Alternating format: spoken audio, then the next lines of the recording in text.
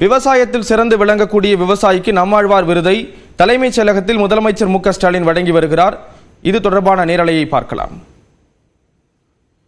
இந்த நிகழ்வு தொடர்பான கூடுதல் விவரங்களை வழங்குவதற்காக செய்தியாளர் அபினேஷ் இணைகிறார். அபினேஷ், விவரங்களை பகிர்ந்துக்கலாம். ஸ்ரீராம், தலைமைச் செயலகத்தில் முதலமைச்சர் மு க ஸ்டாலின் வேளாண்மை மற்றும் உழவர் நலத்துறை சார்பில் தமிழ்நாட்டில் உயிர்ம வேளாண்மை துறையில் சிறந்து விளங்கும் 3 விவசாயிகளுக்கு 2025ஆம் ஆண்டுக்கான நம்மாழ்வார் விருதினையும், அதே போல தொடர்ச்சியாக தமிழ்நாடு அரசு பணியாளர் தேர்வாணையம் மூலமாக தேர்வு செய்யப்படக்கூடிய இளநிலை உதவியாளர், தட்டச்சர் மற்றும் குறுக்கெழுத்து தட்டச்சர் ஆகிய பணியிடங்களுக்கு தேர்வு செய்யப்பட்ட 151 நபர்களுக்கு பணி நியமன ஆணைகளையும் முதலமைச்சர் மு க ஸ்டாலின் வழங்கி வருகிறார். இந்த நிகழ்ச்சியில வேளாண் துறை அமைச்சர் MRK பன்னீர்செல்வம், அதே போல தலைமைச் செயலாளர் முருகானந்தம் IAS உள்ளிட்டோர் இந்த நிகழ்ச்சியில கலந்து கொண்டிருக்கிறாங்க.